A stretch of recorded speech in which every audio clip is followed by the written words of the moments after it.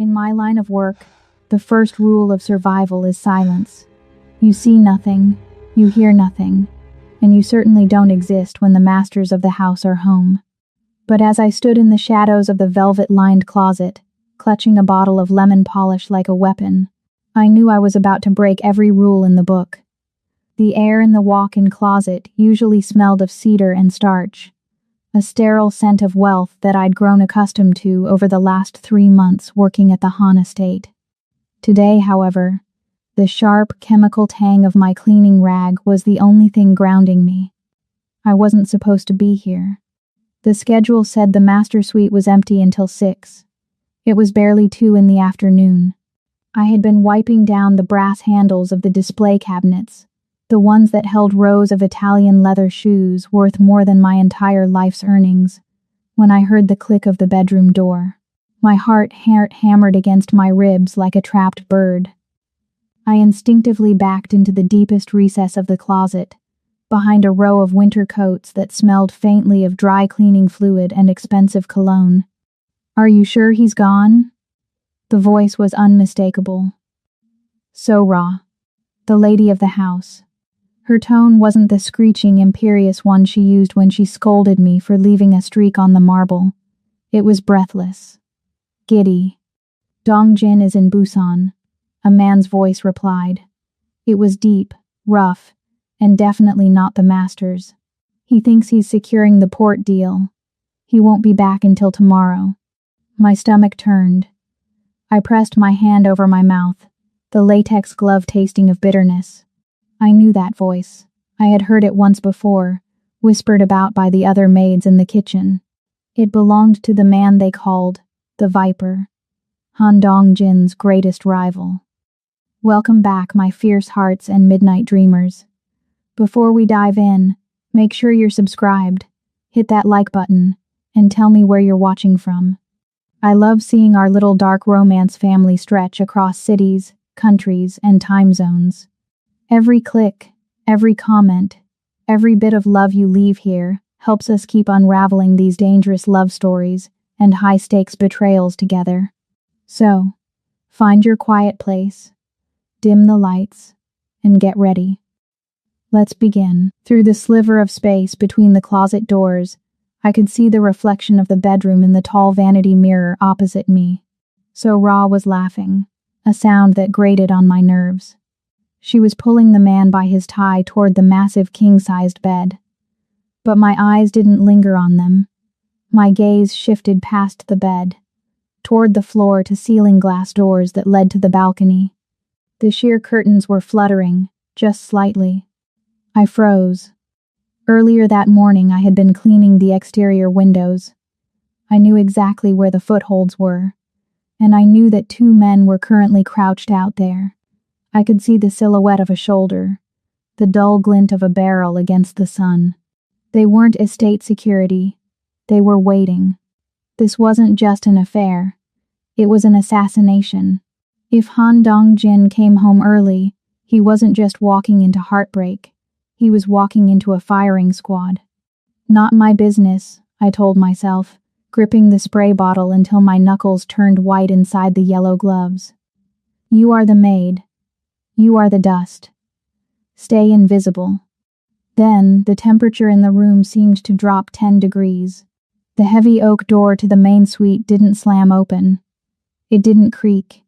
It simply unlatched with a terrifyingly soft click. The laughing in the bedroom stopped abruptly. The silence that followed was heavy, suffocating, like the air before a thunderstorm. I watched through the crack in the closet door as a figure stepped into the periphery of my vision.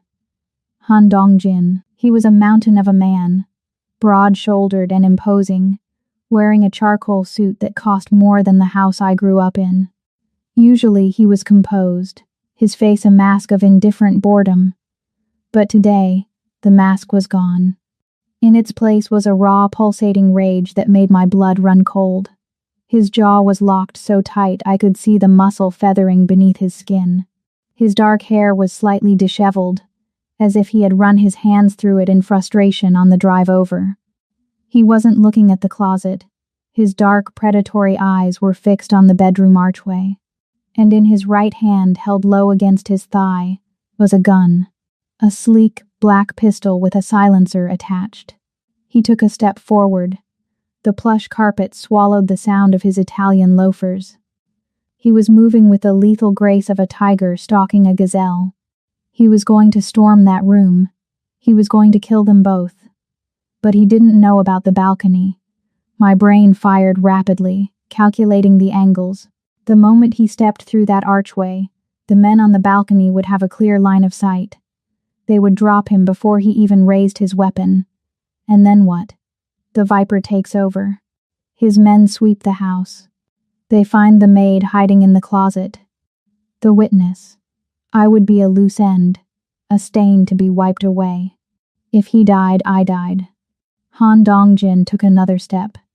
He was 3 feet away from the closet door, 2 feet away from the point of no return.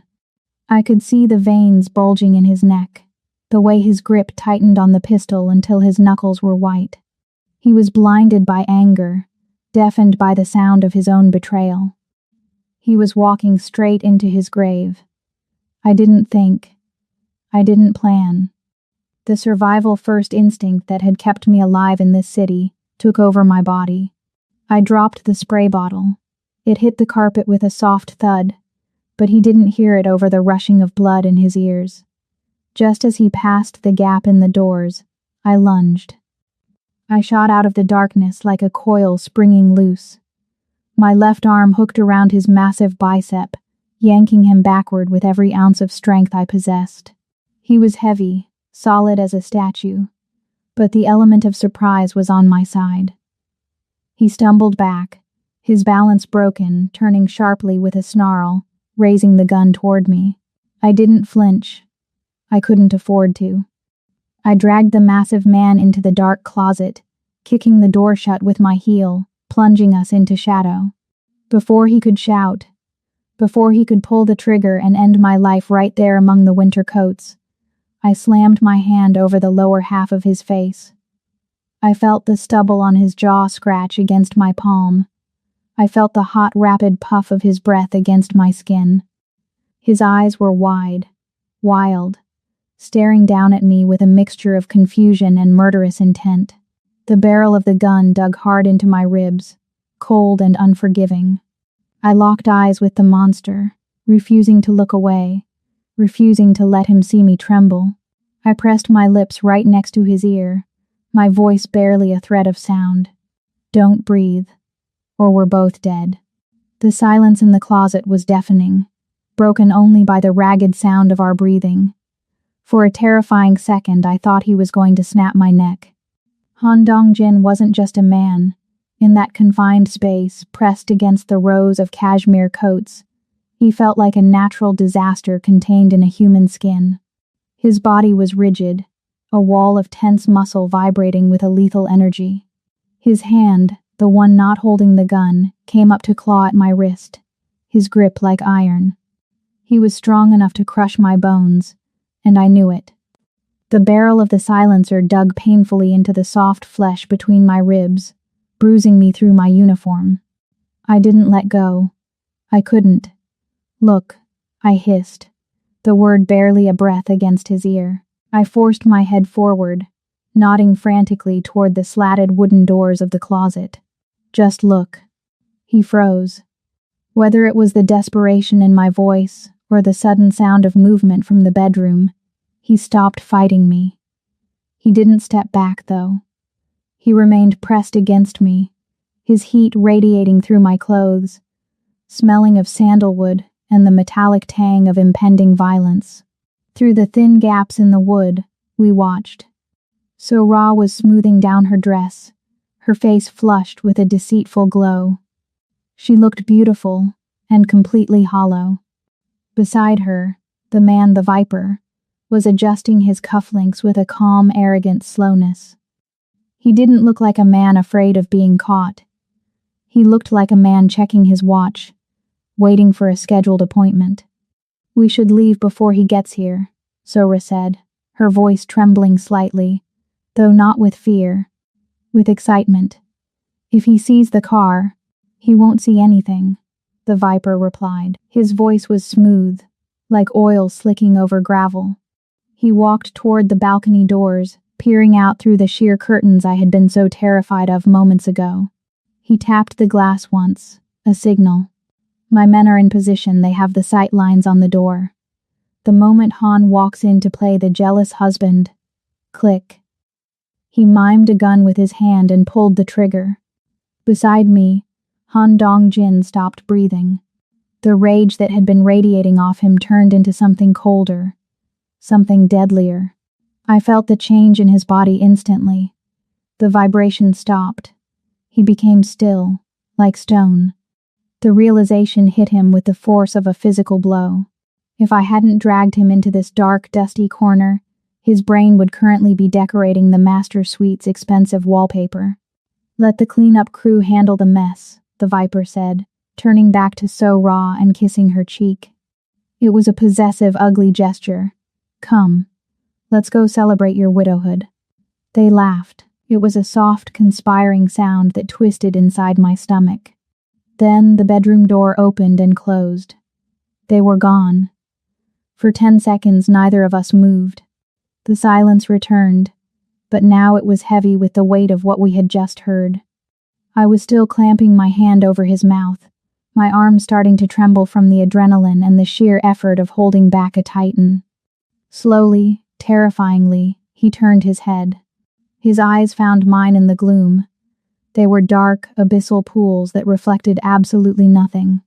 No gratitude, no relief, just a cold, calculating assessment. I slowly peeled my hand away from his mouth, my fingers shaking. I started to whisper. The movement was a blur. 1 second I was standing, the next, I was flying backward. He shoved me, not with a frantic push, but with a controlled, brutal shove that sent me crashing into the back wall of the closet. Hangers clattered down around me, raining expensive silk ties onto my head. Before I could suck in a breath, he was on me. He pinned me against the cedar paneling, his forearm pressed against my windpipe, effectively cutting off my air. The gun was no longer at my ribs. It was leveled directly at the center of my forehead. The metal felt like ice against my skin. "Who are you?" he snarled. His voice was a low rumble, dangerous and quiet. "Who sent you? Is this plan B? Did the Viper plant a rat in my house to make sure the job gets done?" I clawed at his arm, my heels scrabbling against the floor. I couldn't breathe, my vision spotted with black dots. "No," I choked out. "Speak." He eased the pressure on my throat just enough for air to wheeze in, but the gun didn't waver. "Why were you waiting in here? How did you know?" "Windows," I gasped, tears stinging my eyes. "I was cleaning the windows this morning." He narrowed his eyes, searching my face for a lie. "Explain." "I saw them," I managed to say, my voice raspy. "I saw the men on the ledge. Cleaning crew, we see everything. I came in to polish, I heard them, I hid. I looked up at him, pleading with him to believe me. I didn't want to die. If they killed you, they'd kill the witness. I just wanted to live." He stared at me, his chest heaving. He looked like a man trying to solve a complex equation while his world burned down around him. He didn't lower the gun. "Give me your phone," he commanded. "What?" "Your phone. Now." My hands shook uncontrollably as I reached into the pocket of my apron. I pulled out my cheap, cracked Android phone. It looked pathetic in his gloved hand.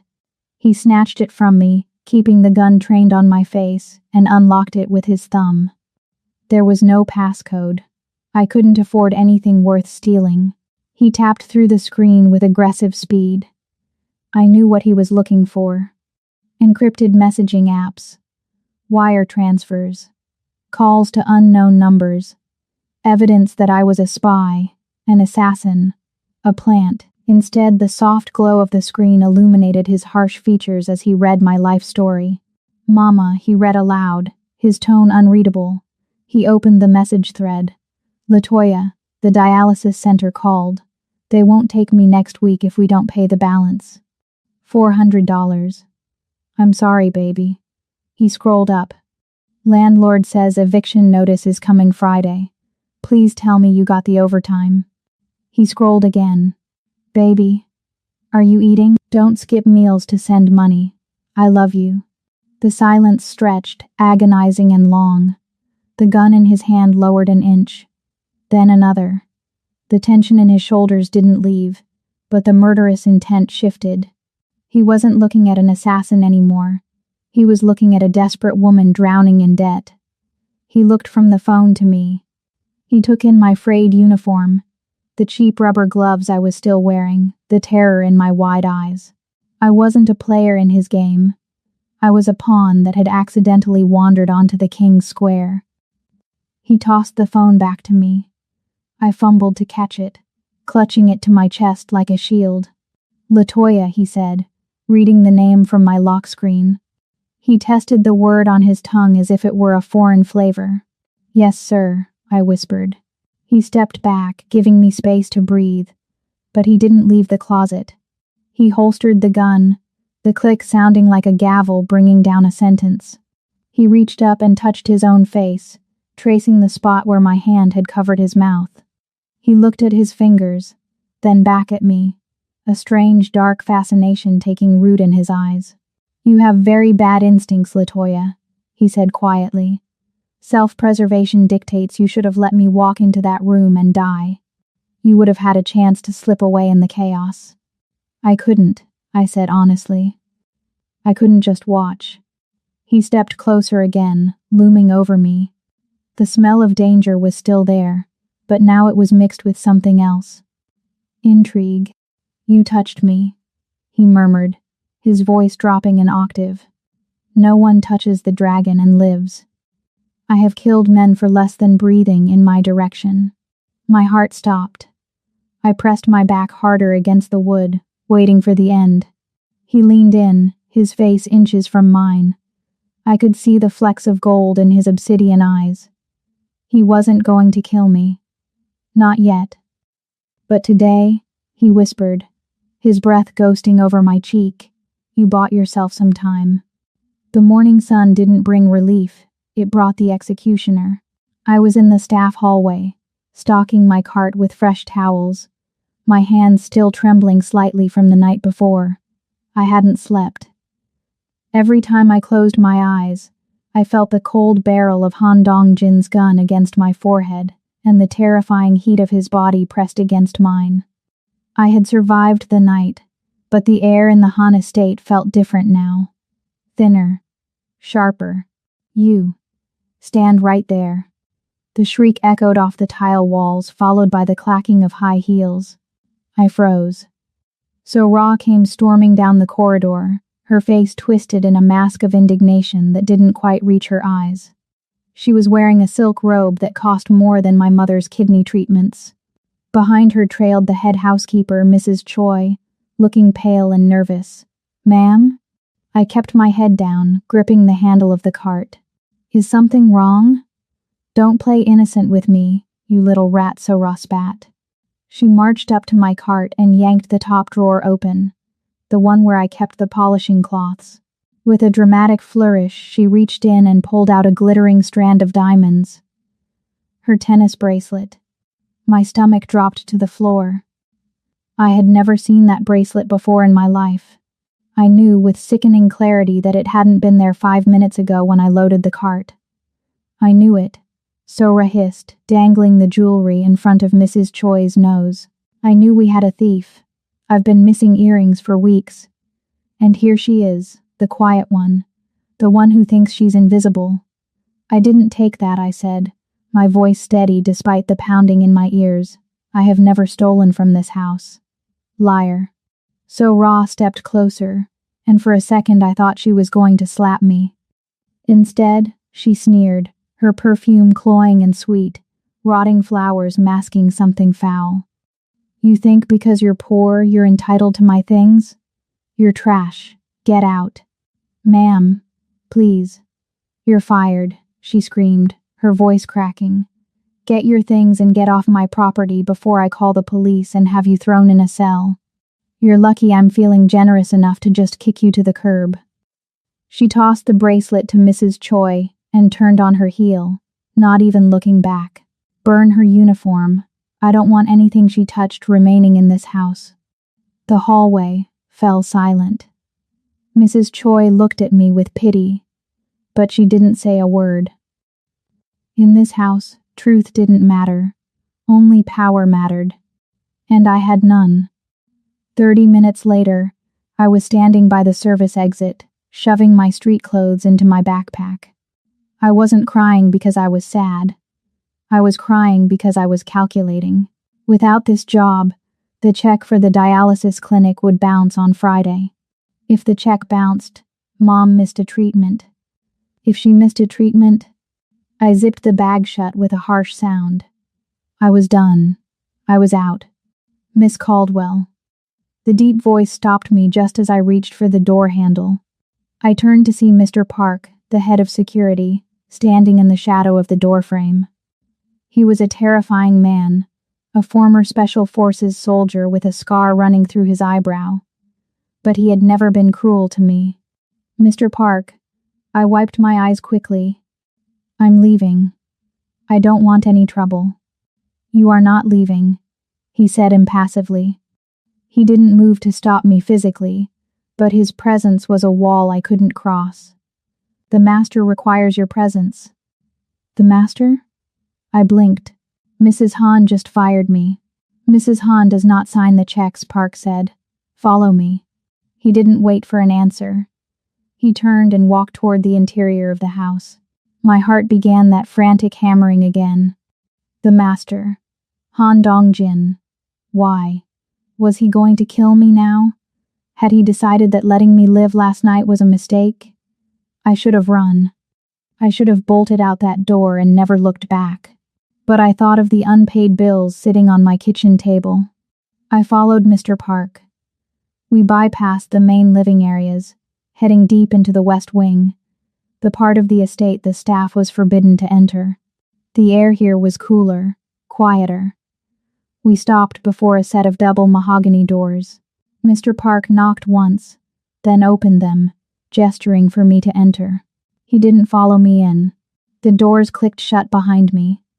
The study was cavernous, lined with dark wood and leather-bound books that smelled of old paper and history. The heavy velvet curtains were drawn, blocking out the midday sun, leaving the room illuminated only by a brass desk lamp. Han Dong-jin sat behind a massive desk that looked like a fortress. He was reading a file, a lit cigarette resting in a crystal ashtray, the smoke curling up in lazy blue ribbons. He looked different than he had in the closet. The raw, vibrating rage was gone, replaced by a cold, terrifying stillness. He looked like a king on a throne of ice. Sit, he said, without looking up. I hesitated, then sat on the edge of the stiff leather chair opposite him. I still had my backpack on my lap. Mrs. Han fired me, I said, my voice cutting through the silence. She said I stole her bracelet. I know, Dong-jin said. He turned a page in the file. So Ra is not a subtle woman. If you were actually a thief, you would have stolen something easier to fence than a custom-numbered Cartier piece. He finally looked up. His eyes were heavy, dark, and piercing. I don't care about the bracelet. I care about what happens next. What happens next is I go home, I said, trying to summon a scrap of dignity. And I look for a new job. No, he said simply. That is not what happens. He slid a single sheet of paper across the polished mahogany. It wasn't a termination notice. It was a contract. I am moving my primary residence, he stated, his voice devoid of emotion. I have a penthouse in Gangnam. It is private. Secure. My wife does not go there. No one goes there unless I allow it. I looked at the paper. The salary figure at the bottom made my breath hitch. It was triple what I made here. I don't need a maid, Latoya, he continued, leaning back in his chair watching me closely. I can hire 100 people to scrub floors. I need a house manager. I need someone who understands the value of silence. Someone who can walk into a room, see everything and say nothing. He took a drag of his cigarette, his eyes narrowing. You proved yesterday that you have unique reflexes. You saw a threat I missed. You acted when you should have frozen. I was scared. I whispered. Fear is useful, he countered. Complacency gets you killed. He tapped the desk with his finger. The job requires you to live on site. You will have no visitors. You will manage my schedule, my meals, and my private quarters. You will be my gatekeeper. In exchange, he picked up a second piece of paper and slid it over. It was a printout from the Seoul National University Hospital. My mother's account. Stamp across the front, paid in full. My hand flew to my mouth. I stared at the document, the numbers swimming before my eyes. He had paid it. He had paid the back debt, the current treatment, everything. How? I choked out. I am thorough, he said. I do not like loose ends, and I do not like debts. You saved my life yesterday. I have saved your mother's. We are even. He leaned forward, the shadows playing across his sharp cheekbones. But if you sign that contract, you belong to me. Not to the agency, not to my wife, to me. You will be my eyes in the dark. I looked at the paid bill. I looked at the contract. I looked at the man who was offering me a lifeline wrapped in barbed wire. I knew he was dangerous. I knew he was a monster. But he was a monster who kept his word. I picked up the heavy fountain pen from his desk. My hand didn't shake this time. I signed my name. Good, he said, taking the papers back. He didn't smile. He simply crushed his cigarette out in the ashtray. Mr. Park will drive you to get your things. You start tonight. I stood up, clutching my backpack, feeling like I had just sold my soul to the devil. As I reached the door, his voice stopped me one last time. And Latoya? I turned back. He was looking at his hand again, the same way he had in the closet. He wasn't looking at me with the indifference of a master to a servant anymore. There was a glint in his eye, sharp and dangerous. If you ever cover my mouth again, he said low and smooth, his voice vibrating through the large room, make sure you're ready to use that hand for something else. The penthouse didn't feel like a home. It felt like a spaceship hovering above the smog and neon of Seoul. It was a sprawling expanse of chrome, black marble, and floor-to-ceiling glass that offered a panoramic view of the city he owned, yet it felt utterly devoid of life. There were no family photos, no knickknacks, no warmth. It was a sterile, temperature-controlled box, designed for a man who didn't plan on living long enough to get comfortable. My quarters were in the East Wing, a suite larger than the entire apartment I used to share with my mother. The bed was like a cloud, the sheets made of Egyptian cotton that felt like water against my skin. But for the first week, I slept on the floor. The luxury felt like a trap. I kept waiting for the other shoe to drop, for So-Ra to burst in with the police, or for Han Dong-jin to realize he had made a mistake hiring a maid to be his warden. But the blow never came. Instead, we fell into a rhythm, a strange, silent dance of survival. I became a ghost in his glass castle. I learned the cadence of his footsteps, heavy and dragging when he came home from the office, sharp and clipped when he was on a call with his lieutenants. I learned that he suffered from migraines that he refused to acknowledge. I started leaving a glass of water and 2 pills on the kitchen island at 6 o'clock p.m. sharp. He never thanked me, but the pills were always gone by 6:05. I learned that he hated the silence even though he demanded it. So I started leaving the jazz radio station playing low in the background, a soft hum of saxophone to fill the void. He watched me. I could feel his eyes on me when I was organizing his files or polishing the obsidian dining table. It wasn't the lecherous stare of the men I used to serve at the hotel bars. It was a puzzled look, as if he were trying to deconstruct me, to figure out how someone with so little could stand so straight. It was 3 weeks in, on a Tuesday, when the wall between us finally cracked. It was 2 a.m. The city outside was a grid of glittering lights, a galaxy of electricity that never slept. I couldn't sleep either. My mind was racing with thoughts of my mother's latest dialysis report. Her numbers were stable, thanks to the treatments Dong Jin's money had bought. I wandered into the kitchen, the marble floor cold under my bare feet. I needed tea, something warm to settle my nerves. I had just set the kettle to boil when I felt the shift in air pressure. I spun around, my hand instinctively reaching for a knife from the block, a reflex born from living in bad neighborhoods. Easy, Latoya. Han Dong-jin stood in the doorway of the kitchen. I lowered my hand, my breath hitching. I had never seen him like this. The armor was gone. The 3-piece Italian suits, the cufflinks, the shoulder holster, all stripped away. He was wearing gray sweatpants that hung low on his hips and a simple black t-shirt that clung to him. Without the structured jacket, he looked massive, a wall of raw muscle, but it was his skin that caught my breath. The shirt's neckline was stretched slightly, revealing the ink I had only glimpsed before. Intricate, dark Korean-style tattoos, snakes and smoke and demons, crawled up his thick chest and wrapped around his neck, disappearing into his hairline. He looked dangerous, primal and exhausted. "I didn't mean to startle you, sir," I said, pulling my silk robe tighter around myself. "I thought you were asleep."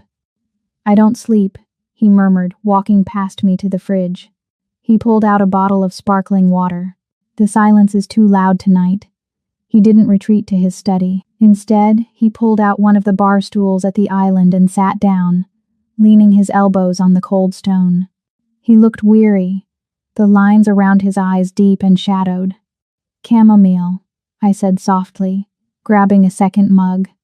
"It helps." He watched me work. He watched my hands as I poured the water, as I dipped the tea bags. It was intimate in a way that made my skin prickle. "You have engineer's hands," he said suddenly. I froze, the spoon clinking against the ceramic mug. "Sir, you are precise," he observed, his voice rough with fatigue. "You organize space. You calculate risks. You don't move like a maid. You move like a builder." He took a sip of the water. "What were you studying? Before the debt?" I hesitated. I had never told anyone at the agency about my past. It was just a painful reminder of what could have been. But looking at him now, stripped of his pretenses in the dim blue light of the kitchen, I felt compelled to answer. "Structural engineering," I said quietly, sliding the mug of tea toward him. "I was in my 3rd year at Seoul National. Top of my class." He nodded slowly, as if this confirmed a theory he had been nursing. "Why did you stop?" "My father died," I said, the old grief a dull ache in my chest. "Then Mom got sick. Tuition money became rent money. Rent money became medicine money. Books don't pay for dialysis." "A waste," he grunted, wrapping his large hands around the warm mug. "You build castles in your head, and now you scrub floors in mine." "I do what I have to do," I said defensively. "There's no shame in survival." "No," he agreed, his eyes locking onto mine. "There isn't." He turned on the stool to face the floor-to-ceiling window, looking out at the sprawling metropolis. "I hate this place," he admitted. The confession hung in the air, heavy and startling. "It feels like a glass coffin. I bought it to get away from the estate, away from the memories of my father, away from So Raw. But up here, I'm just watching the world go by without me." "Why don't you fight back?" I asked, overstepping my bounds. "You know what she's doing. You know about the Viper. Why are we hiding here?" He let out a dark, humorless chuckle. "I am not hiding, Latoya. I am hunting. If I strike now, I look like a jealous husband killing a rival. I lose the board. He took a sip of the tea. I need them to feel safe. I need them to think the lion is old and toothless. When they get comfortable, they will make a mistake. And when they do, I will burn their world to ash. The violence in his voice was terrifying, but it was controlled. Focused. He turned back to me. In the semi-darkness, the tattoos on his neck seemed to writhe as he moved. He looked at me, not as a tool, not as a witness, but as a woman. His gaze traveled over my face, lingering on my lips, my eyes. "You are the only real thing in my life, Latoya," he whispered. The intensity of his voice pinned me to the spot. Everyone else is a mask. A lie. A dagger wrapped in a smile. But you, he reached out. His hand, large and calloused, covered mine on the countertop. His skin was hot. The touch sent a jolt of electricity straight up my arm, settling in the pit of my stomach. It wasn't aggressive. It was an anchor. "You are just you," he finished. Solid. True. I couldn't breathe. I knew I should pull my hand away. I knew this was crossing a line that couldn't be uncrossed. But I didn't move. I turned my hand over, my palm brushing against his palm, fingers grazing. "I'm here," I whispered. "I'm not going anywhere." He squeezed my hand once, tight, then released it. He stood up, the moment of vulnerability passing like a shadow, but the energy in the room remained charged. "Come," he said. "Sir?" "I can't be alone tonight," he said, and for the first time, the dragon looked like a boy afraid of the dark. "Just sit in the room until I fall asleep. I need to know someone is watching the door." It was a request for a guard dog, but his eyes begged for a companion. "Okay," I said. I followed him into the master bedroom. He lay down on the massive bed, pulling the duvet up, while I took the armchair in the corner facing the door. He fell asleep within minutes, his breathing deep and even. But I stayed awake until dawn, watching the rise and fall of his chest, realizing with a terrifying certainty that I wasn't just guarding my boss anymore. I was guarding the only man who had ever really seen me. "Wear this." Han Dongjin tossed a garment bag onto the bed in my suite. It wasn't the stark black and white uniform I had worn at the estate, nor was it the casual clothes I wore around the penthouse. I unzipped the bag to reveal a traditional hanbok, but the quality was unlike anything I had ever touched. It was made of pale gray silk, embroidered with subtle silver thread. It was elegant, understated, and incredibly expensive. "We are going out," he said, adjusting his cufflinks in the mirror of my vanity. He was back in his armor, a navy three-piece suit that made him look like the shark he was. "Out?" I asked, holding the silk against me. "To a party?" "To a slaughter," he corrected, though his voice was calm. "I have a meeting with Chairman Kim. So-Ra's father." My blood ran cold. The man who had likely sanctioned the hit on his own son-in-law. "They know my face," Dongjin continued, turning to look at me. "They know my lieutenants. They know my lawyers. But they don't know you. To them, you are just a server. You are furniture. You will pour the tea, you will keep your head down, and you will listen." He walked over to me, stopping just inches away. The air between us crackled with that familiar, dangerous electricity. "We need a signal," he said low. "We cannot speak.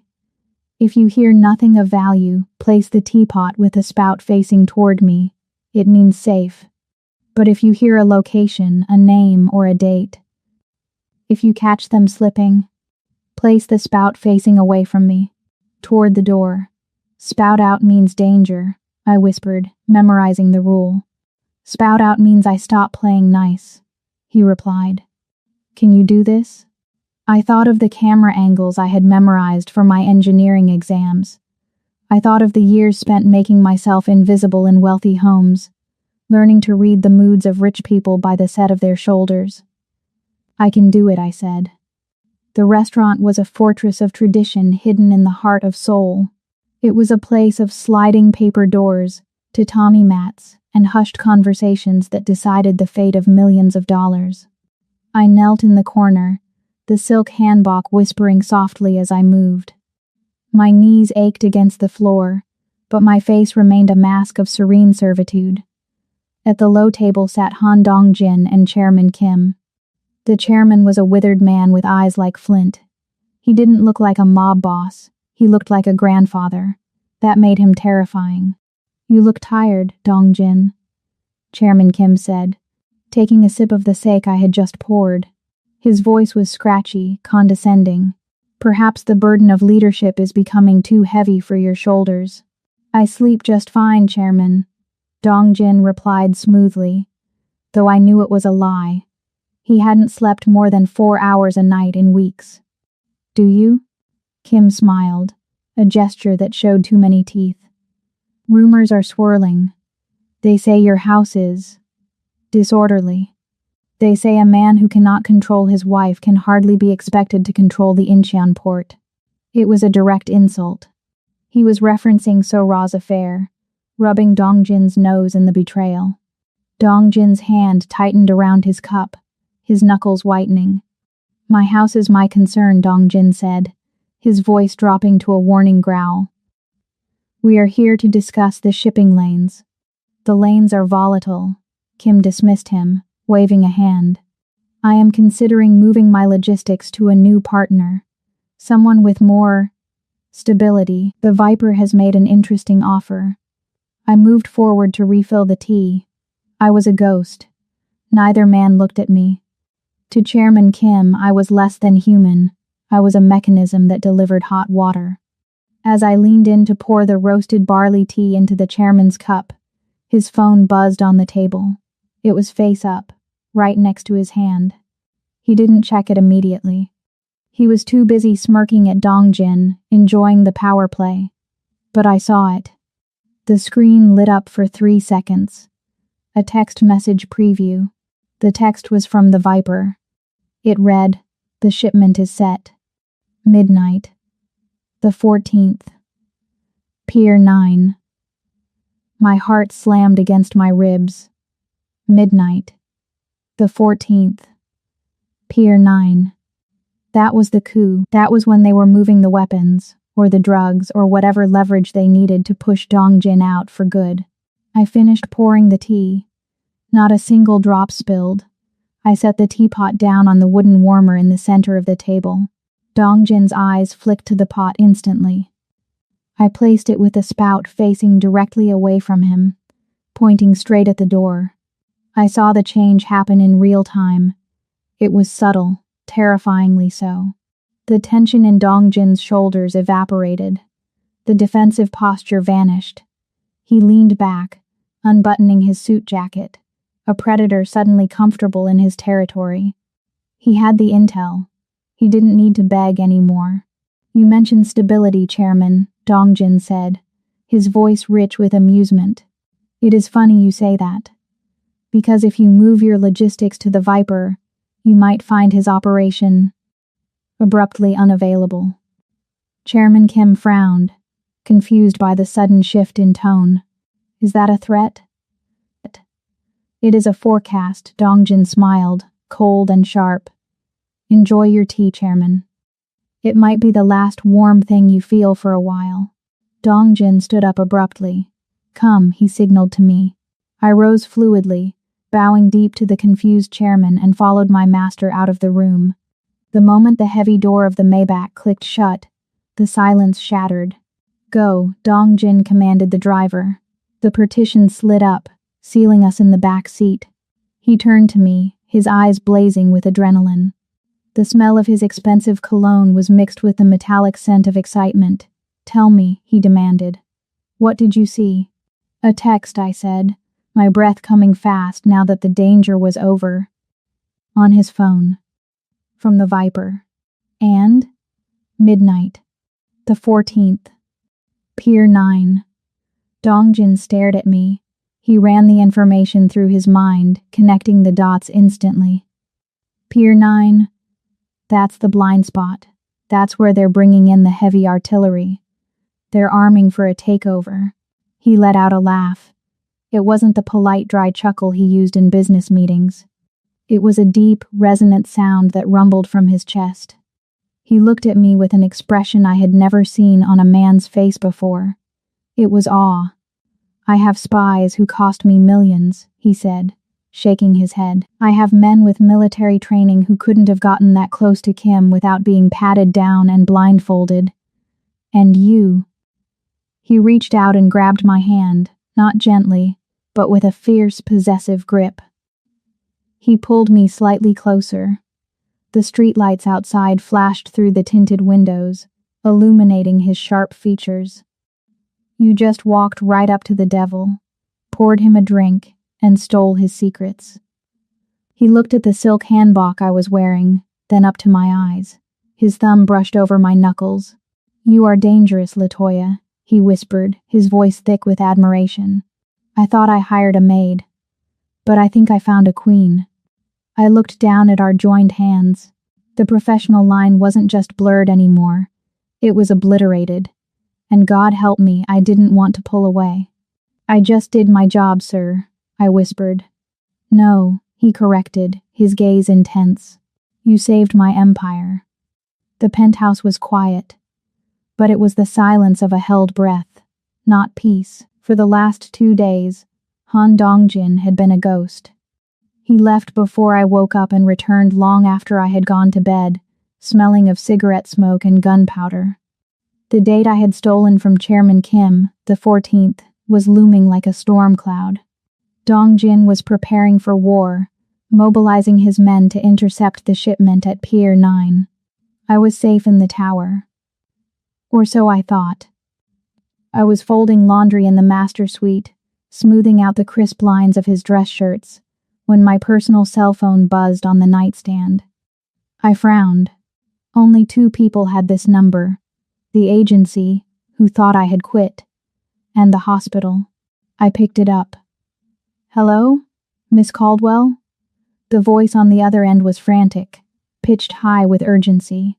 This is Nurse Lee from Seoul National. It's your mother. The room spun. The shirt I was holding slipped from my fingers. What? Is she okay? She's had a severe allergic reaction to the new dialysis fluid, the nurse said, the sound of beeping machines loud in the background. She's going into anaphylactic shock. We're intubating her now, but she's asking for you. You need to come. Now. I'm coming, I gasped, the blood draining from my face. I'm coming right now.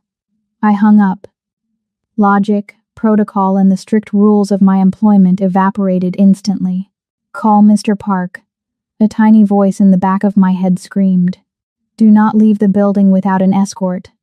But panic is a deafening noise. I wasn't the Shadow King's spy in that moment. I was a daughter terrified of losing the only family she had left. I grabbed my purse and ran. I didn't wait for the private elevator code. I took the service lift. I didn't call the driver. I burst out of the lobby doors and onto the busy street, my arm flailing for a taxi. A silver sedan pulled up immediately. Too immediately. Hospital, I choked out, throwing myself into the back seat. Seoul National. Please hurry. Yes, miss, the driver said. He was wearing a black cap pulled low and a surgical mask. I was hyperventilating, staring at my phone, willing it to ring again with good news. We had been driving for 5 minutes before the cold water of reality finally splashed over me. We weren't heading toward the hospital. We were heading toward the industrial district. Sir, I said, leaning forward. You missed the turn. It's back that way. Click. The sound of the power locks engaging echoed like a gunshot in the confined space. My heart stopped. I looked at the door handle. I pulled it. Locked. I looked at the driver's eyes in the rearview mirror. They weren't kind. They were crinkled in a smile I couldn't see. Let me out. I screamed, slamming my fist against the window. Let me out. I didn't freeze, I fought. I kicked the back of the driver's seat with all my might. I clawed at the partition. I reached into my purse for anything. A pen, keys, a weapon. The car swerved sharply into an alleyway and screeched to a halt.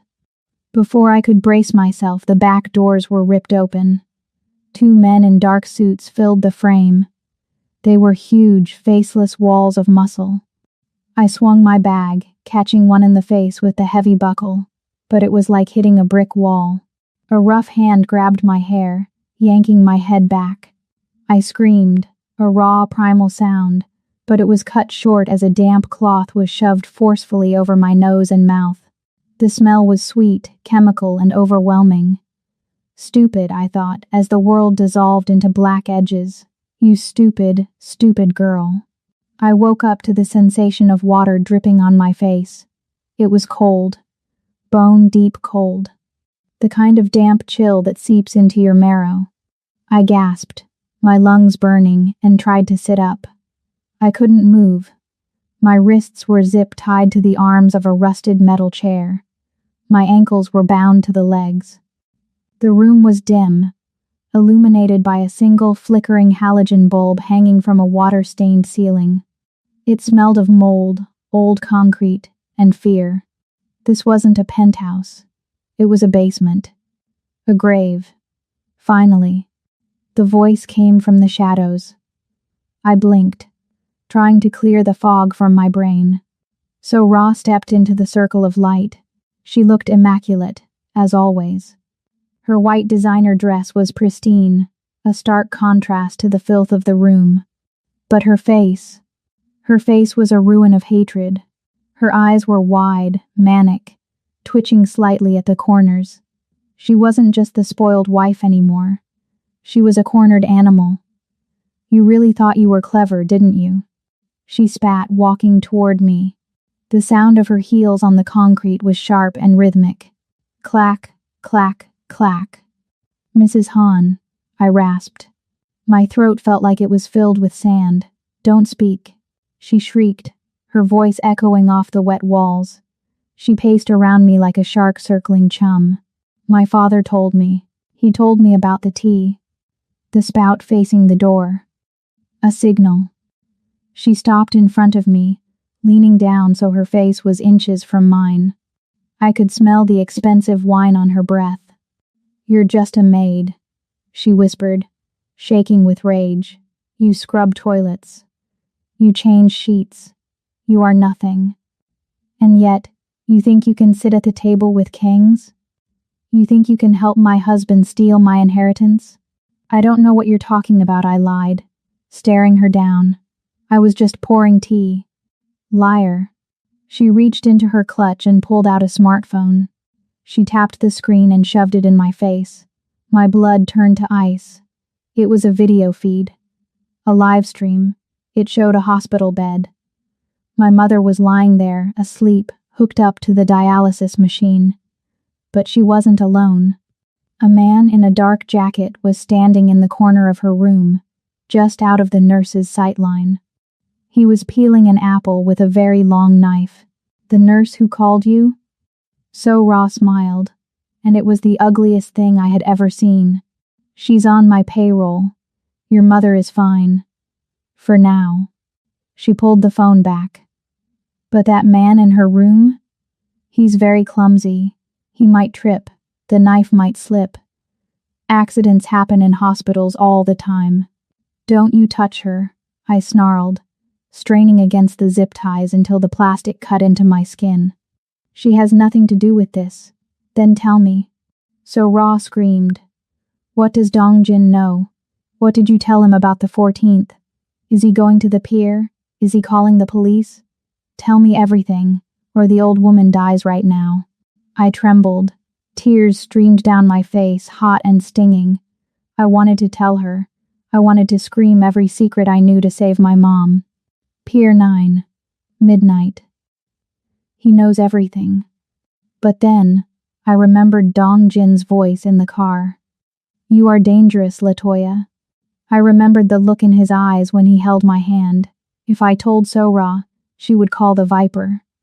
They would change the plan. They would ambush Dongjin. He would die. And once he was dead, there would be no one left to protect me or my mother. We would be loose ends. We would die anyway. The only way out was through. I took a deep breath, swallowing the sob that was trying to escape. I looked up at the manic woman in the white dress. "I don't know anything," I said, my voice shaking but firm. "I'm just the maid." So Ra stared at me. She searched my eyes for the lie, for the crack in my resolve. When she didn't find it, her face twisted into a snarl of pure frustration. Smack. Her hand connected with my cheek. It was a hard, stinging slap that snapped my head to the side. The taste of copper filled my mouth. Useless. She screamed, stepping back and wiping her hand on her dress as if I were a disease. "You are absolutely useless trash." She turned to the two hulking men standing by the steel door. "She knows nothing," so Ra said, her voice cold and bored now. "She's a waste of time. Get rid of her." She checked her diamond watch. "I have a dinner reservation. Finish this." "What about the body, ma'am?" one of the men asked, his voice a deep rumble. So Ra looked at me one last time. There was no humanity in her eyes, only annoyance. "Dump it in the Han River," she said. "Let the fish eat her." She turned and walked out, the heavy steel door clanging shut behind her, leaving me alone with the butchers. They say that when Han Dongjin walked into the penthouse at 6 p.m., the silence was different. It wasn't the peaceful quiet of a sanctuary, it was the hollow silence of a grave. I wasn't there to see it, but Mr. Park told me later. He told me that Dongjin called my name once, his voice echoing off the glass walls. He walked into the master suite and saw the laundry basket on the bed, a white dress shirt half folded, the sleeves still draped over the mattress. He saw my personal phone, the cheap Android, sitting on the charger where I never left it. He checked the security logs. He watched the footage of me running out of the lobby, my face pale with terror, hair flying, diving into a silver sedan that wasn't ours. Mr. Park said that for a full minute, Han Dongjin didn't move. He didn't scream. He didn't throw things. He simply ceased to be the businessman, the CEO, the Shadow King of Seoul. The man who cared about port deals and stock prices died in that room. The dragon woke up. He didn't call the police. He picked up his secure line and spoke 3 words to his lieutenant. "Find the car." When the tech team traced the fake hospital call, and the traffic cams located the sedan turning into the abandoned textile district, Dongjin didn't ask for a team to extract me. He asked for ammunition. "Burn the city down if you have to," he told them.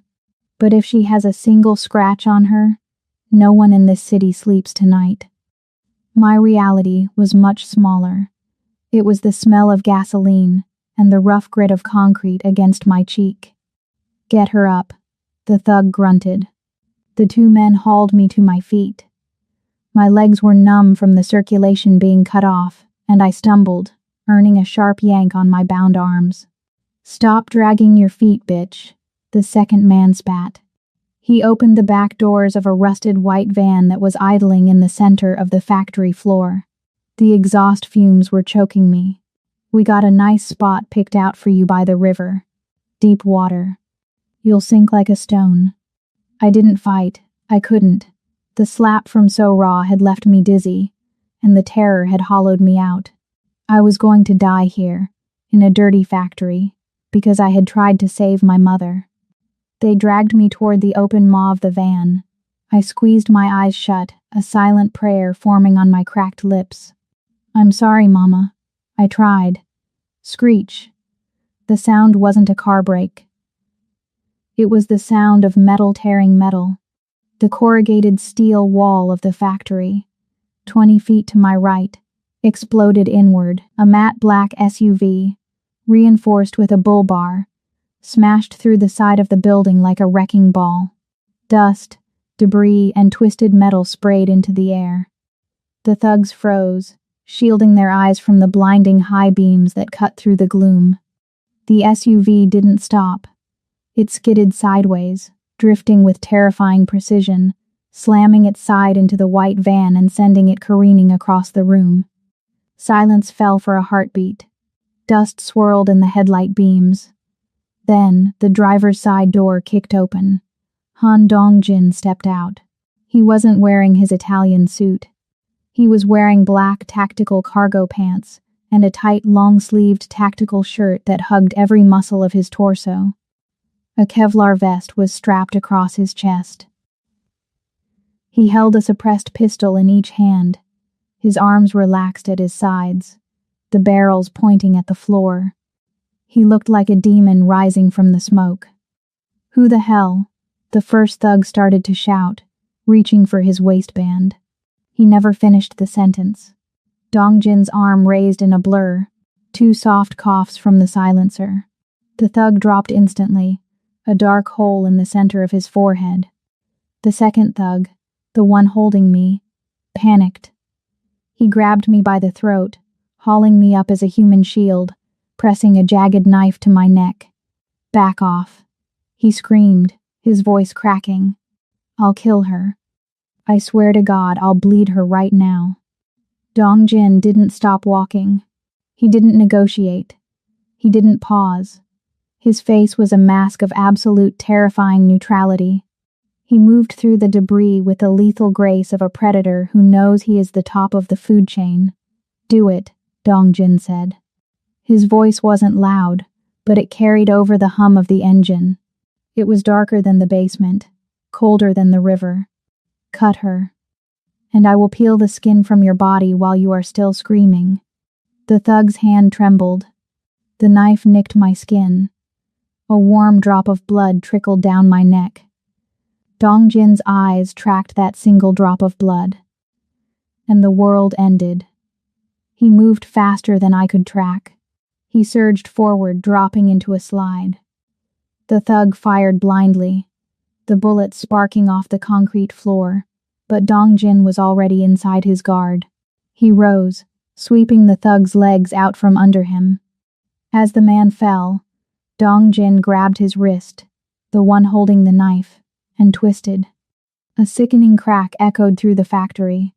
The man screamed, dropping the blade. Dong-jin didn't use his guns. He grabbed the man by the hair and slammed his face into the concrete floor. Once. Twice. Silence. He stood up, breathing heavily, the suppressed pistols still in his hands. He scanned the room, checking for more threats. When he was satisfied the room was clear of vermin, he holstered the weapons in a fluid motion. He turned to me. I was huddled on the floor where I had fallen, shaking so hard my teeth chattered. I was dirty, bruised, and bleeding. Latoya. He was beside me in an instant, dropping to his knees. He didn't care about the oil on the floor or the blood on his hands.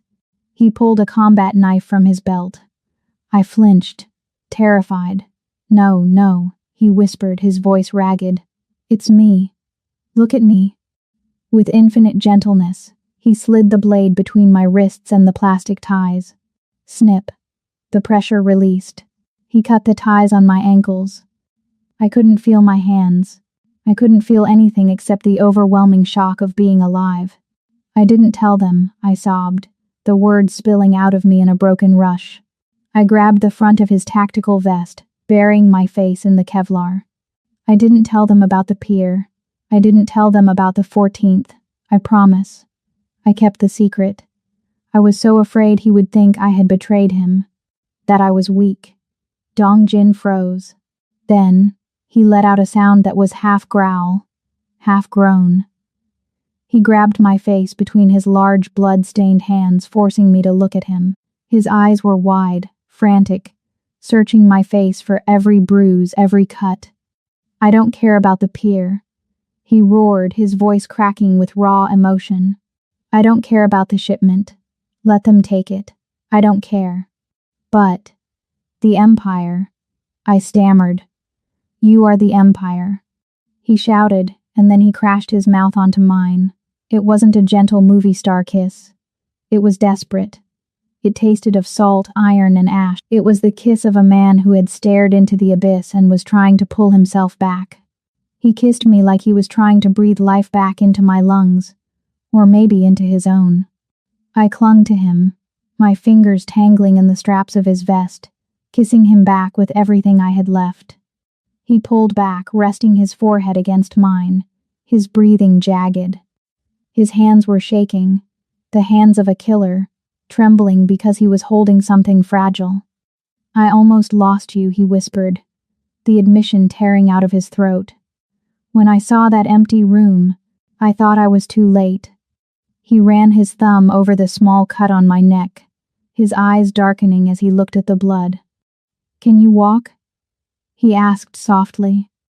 "I don't think so," I whispered. He didn't hesitate. He slid one arm under my knees and the other around my back, lifting me effortlessly into his arms. He held me high against his chest, as if I were something holy. As he carried me toward the shattered wall, past the bodies of the men who had touched me, he stopped. He looked down at the carnage, then back at the city lights twinkling in the distance. His expression hardened. The panic was gone, replaced by a cold, apocalyptic resolve. "Where are we going?" I asked, resting my head on his shoulder. "Home," he said. And then he looked at me, and his eyes promised a storm that would wash soul in blood. "Now," he whispered, "they all die." For 2 days, the world had been soft edges and hushed tones. I spent 48 hours wrapped in the silk sheets of the master bedroom, my bruised wrists bandaged with clinical precision by Han Dong-jin himself. He hadn't left the penthouse. He barely left the room. He took his calls on the balcony, his voice a low, angry murmur, but the moment I stirred, he was there, offering water, adjusting pillows, watching me with a terrified intensity that made my heart ache. But healing time was over. It was the evening of the 14th, the date I had stolen from Chairman Kim's phone. The night the Viper was supposed to seize the port. The night the war was supposed to end in blood. I sat on the edge of the bed, tracing the purple bruise on my forearm. "Get up, Latoya." I looked up. Dong-jin stood in the doorway. He was shaved, his hair styled to perfection, wearing a tuxedo that fit him like a second skin. He didn't look like the tactical demon who had stormed the factory. He looked like the Shadow King. In his hand he held a garment bag. "Is it time?" I asked, my voice still slightly raspy. "Are you going to the pier?" "No," he said, walking over and unzipping the bag. "The pier is a place for rats and police. We have somewhere else to be." He pulled out the dress. It wasn't a uniform. It wasn't the modest hanbok I had poured tea in. It was a weapon made of midnight blue velvet. It was strapless, with a slit that ran up the thigh, and a neckline that plunged just enough to be dangerous. It was a gown meant for a queen, not a maid. "Tonight is the Diamond Gala," he said, laying the dress on the bed. "My wife and her father will be there. They are expecting a victory celebration. They are expecting a phone call telling them I am dead." He reached out and tilted my chin up, his thumb brushing over the fading cut on my cheek. "I want them to see you," he whispered. "I want them to see that you are not fish food. I want them to see that you are standing." "I'm scared," I admitted. The trauma of the basement was still a cold weight in my stomach. "Good," he said. "Fear keeps you sharp. But tonight you don't hide. Tonight, we don't use the service entrance." The Diamond Gala was held in the grand ballroom of the Shilla Hotel. It was a sea of old money, corruption, and diamonds. The air smelled of expensive champagne and hypocrisy. We arrived in the Maybach, but Dong-jin didn't have the driver pull around to the back. We pulled right up to the red carpet. The paparazzi were bored, waiting for pop stars and politicians. When the car door opened and Han Dong-jin stepped out, a ripple of confusion went through the press line. He wasn't supposed to be here. Rumors of his demise had been circulating all day. Then, he reached a hand back into the car. I took it. I stepped out into the flashing lights. The midnight velvet caught the flashbulbs, shimmering like deep water. I wasn't wearing my apron. I wasn't wearing my sensible shoes. I was wearing stiletto heels that clicked sharply on the pavement. I stood tall, despite the pain in my ribs, clutching Dongjin's arm like it was the only solid thing in the universe. We walked up the stairs. The doors to the ballroom swung open. The chatter inside was a dull roar. Then, the announcer spoke, his voice faltering slightly. Mr. Han Dongjin, and guessed. The silence that followed was absolute. It swept through the room like a cold wind. Heads turned. 300 of the most powerful people in South Korea stopped drinking, stopped talking, and stared. At the center of the room, near the ice sculpture, stood So-ra and Chairman Kim. They were holding champagne flutes, smiling, waiting for the good news. So-ra looked at the door. She saw Dongjin, alive and unhurt. Then, her eyes slid to me. The color drained from her face so fast she looked like a corpse. Her mouth opened, but no sound came out. Smash! Her champagne flute slipped from her fingers, shattering on the marble floor. The sound was as loud as a gunshot in the silent room. Dongjin didn't stop. He walked me straight through the crowd. The sea of elites parted for us. I kept my head high, locking eyes with the woman who had ordered my death. I saw the terror in her gaze. She was looking at a ghost. We reached the stage. Dongjin didn't ask for permission. He walked up the steps and took the microphone from the stunned band leader. "Good evening." His voice boomed through the speakers, calm and velvety. "I apologize for the interruption. I know many of you were expecting a tragedy tonight. My wife certainly was." He gestured to So-ra, who was trembling, clutching her father's arm for support. "There were rumors," Dongjin continued, pacing the stage like a tiger, "that a shipment was coming in tonight at Pier 9. A shipment that would change the balance of power in Seoul." He smiled. It was a wolf's smile. There was a shipment. But I didn't go to meet it. The Seoul Metropolitan Police Agency did. A gasp went through the crowd. Chairman Kim stiffened, his eyes darting to his phone. Behind me, Dongjin said, pointing to the massive LED screen that had been displaying sponsor logos, "is a live feed from Incheon." The screen flickered and changed.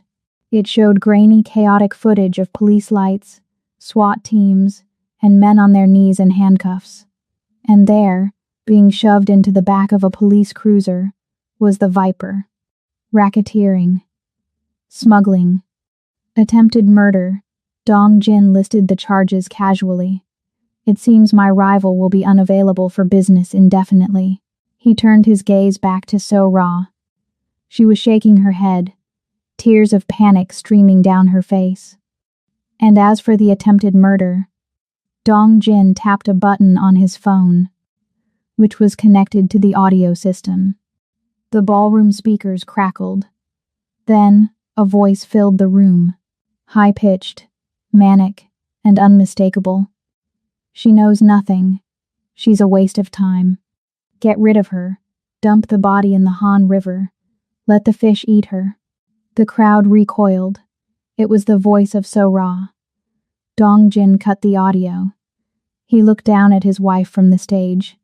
She looked small, pathetic. The socialite mask was gone, revealing the monster underneath. "You wanted my empire, So-ra?" Dongjin asked, his voice echoing in the hall. "You wanted to be the Queen of Seoul? You can't even keep your own house clean." He reached into his tuxedo pocket and pulled out a folded document. He tossed it off the stage. It fluttered through the air and landed at her feet amidst the broken glass and spilled champagne. "Divorce papers," he said coldly. "You are no longer my wife. You are a trespasser. Security will escort you out. If you return to my property, You will be treated as a hostile threat." Sora sobbed, collapsing to her knees. Chairman Kim backed away from her, trying to distance himself from the wreckage. But the cameras were already flashing, capturing every second of their ruin. Dongjin turned away from them. He looked at the crowd, then he looked at me. I was standing at the side of the stage, my heart hammering against my ribs. I felt exposed, vulnerable, yet incredibly powerful.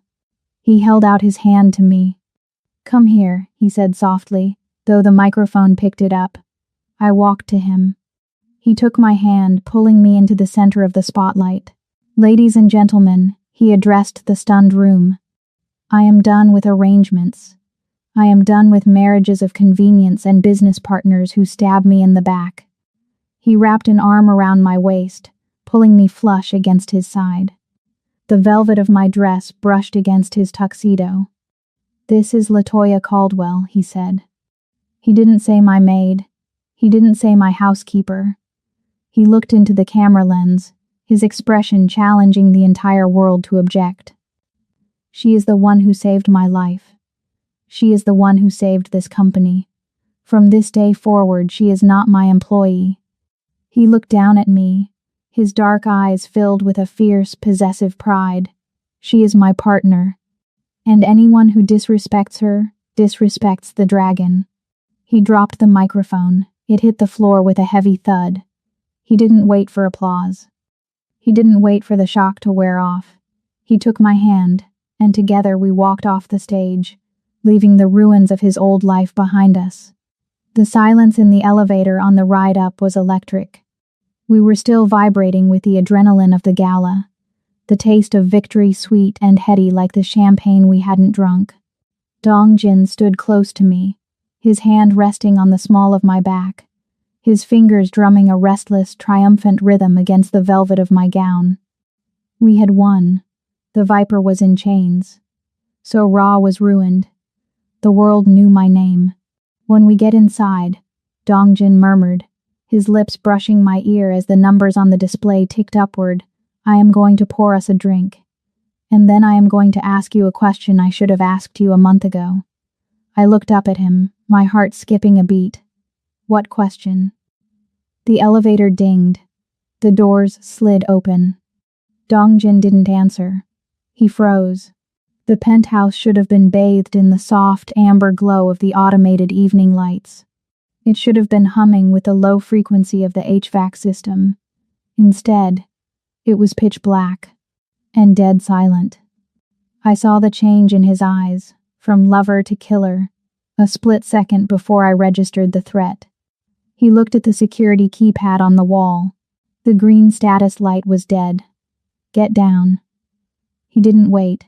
He shoved me hard, sending me sprawling onto the marble floor of the foyer just as the darkness erupted. Crack, crack, crack. Muzzle flashes strobed from the living room, lighting up the space like a strobe light in a nightmare. Bullets tore through the air where we had been standing a second ago. The expensive mirror behind us shattered, raining shards of glass down onto my bare shoulders. Dongjin rolled, pulling a gun from his tuxedo waistband. I hadn't even known he was carrying it. He fired blindly into the dark, providing cover fire. "Move," he roared, grabbing my arm and dragging me behind the heavy obsidian console table in the hallway.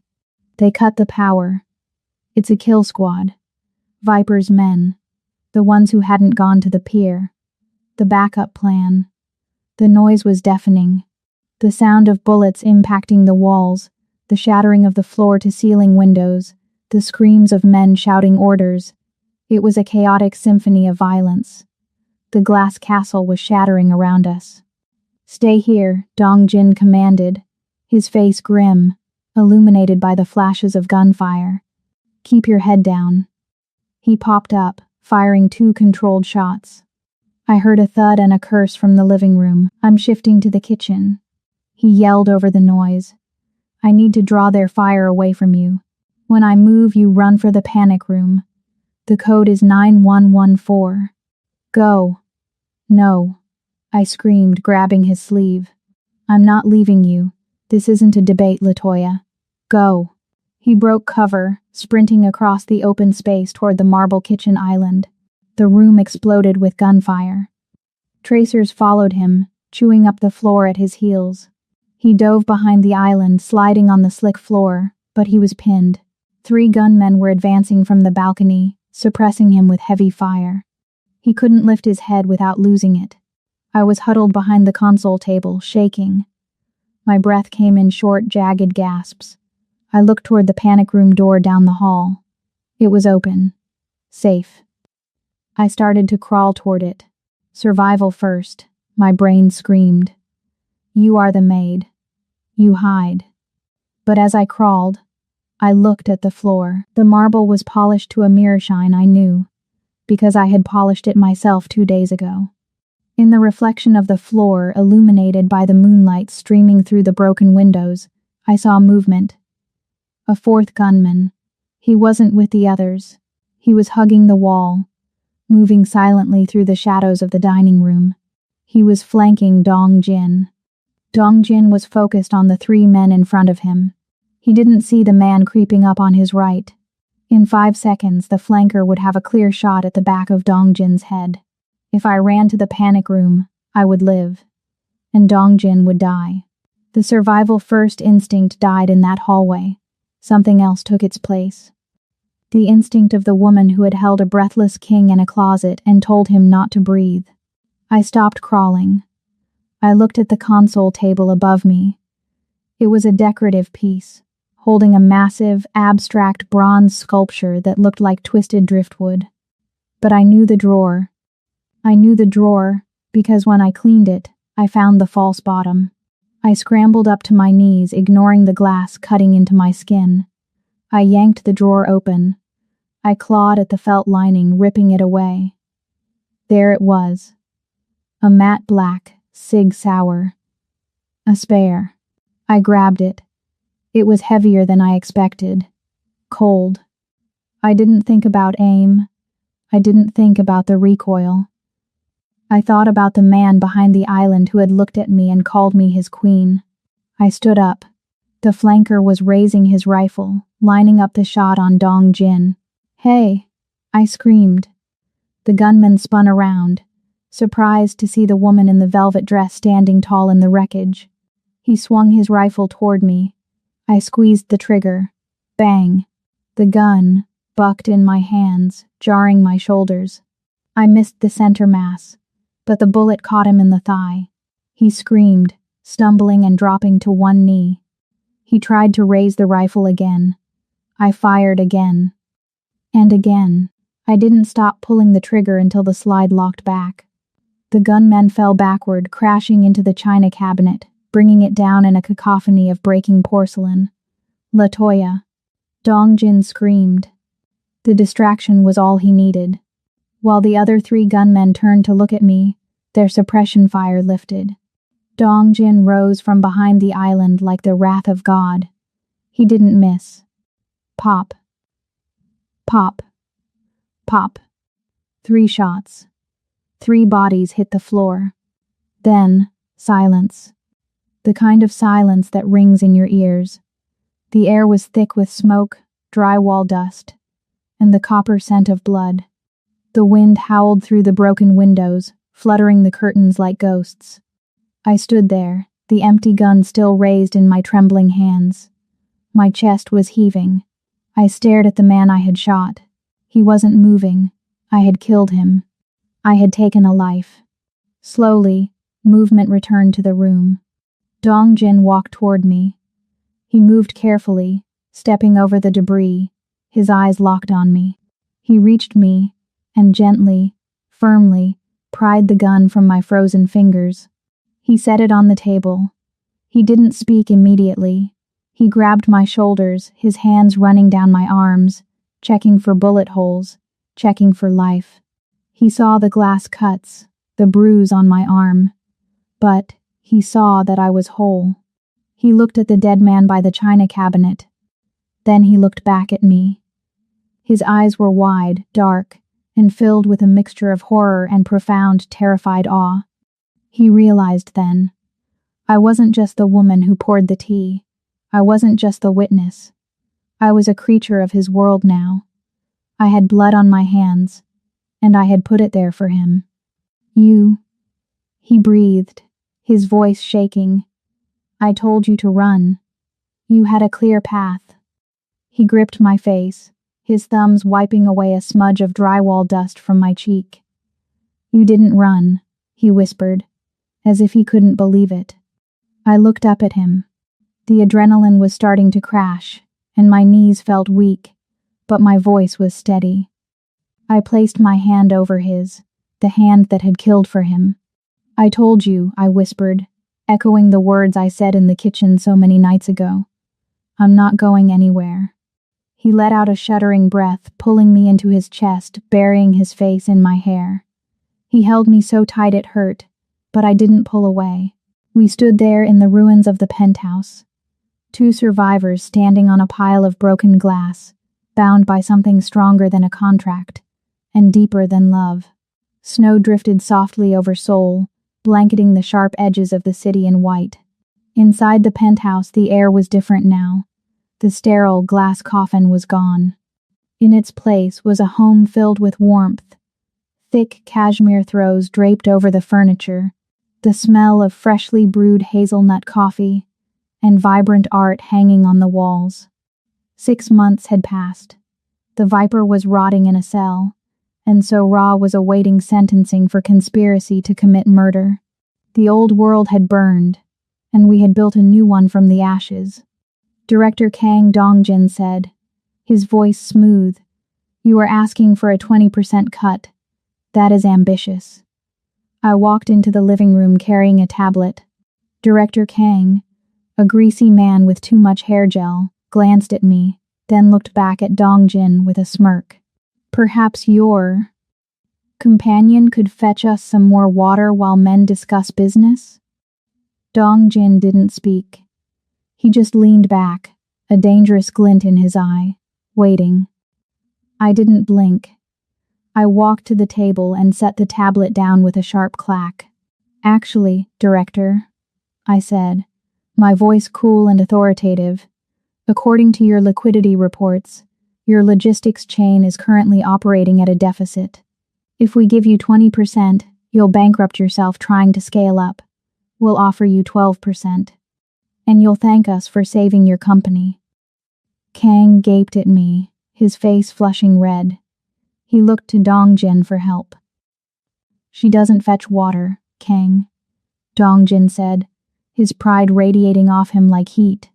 "She runs the books. Take the deal, or get out of my house." Kang took the deal.